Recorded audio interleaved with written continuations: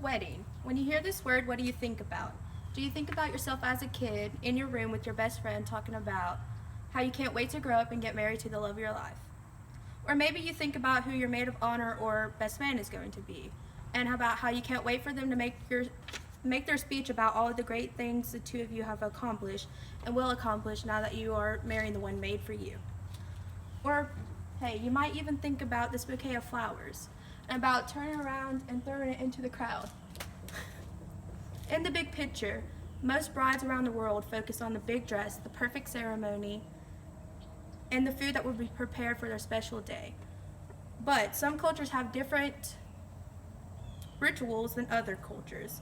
In fact, remember that bouquet of flowers I was talking about earlier? Let's talk about why we in American cultures throw these in the first place. According to infoplease.com, it was said that women used to try to rip pieces of the bride's dress and flowers in order to tame some of her good luck.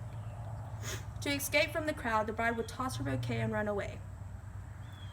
Today, the bouquet is tossed to single women with the belief whoever catches it will be the next to marry. Well, we don't have to worry about these anymore. With this being said, have you ever considered the customs involved in weddings around the world?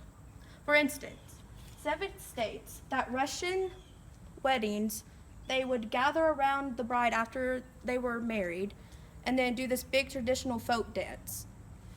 And then in Japan, they would get a priest and they would take this small little tree and wave it above the heads of the bride and groom to purify them. And then they would make them drink from a cup to seal their union.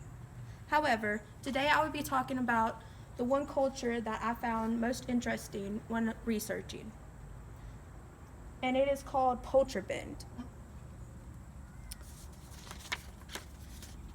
Definitions.net states that Polterabend is the term for a German wedding custom on which the night before the guests and the bride and the groom bring porcelain to break with the belief that it brings luck to the couple's marriage. And the belief in the effectiveness of this custom is expressed by an old adage, shards bring good luck. The expression is derived from a time when the word shard referred to unbroken clay pots of pottery makers and not just the broken pieces.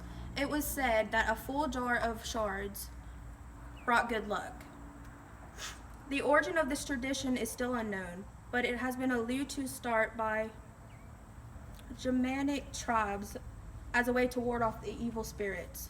So they would throw all of this glass, and then the loud noises from the glass would get rid of any evil spirits around the bride and the groom. And then after they broke all of this porcelain, the couple then has to clean up the pile of the broken shards. And then when they're doing this, it makes them aware of the fact that they have to work together through difficult conditions and situations throughout the rest of their lives. And that no matter what, they will be strong enough to face any obstacles that they might face as a couple in the real world.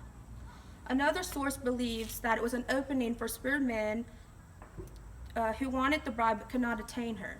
So they would show up at these events and throw the porcelain with the people, so it seemed normal, but it didn't seem that they were angry that they couldn't have the bride themselves.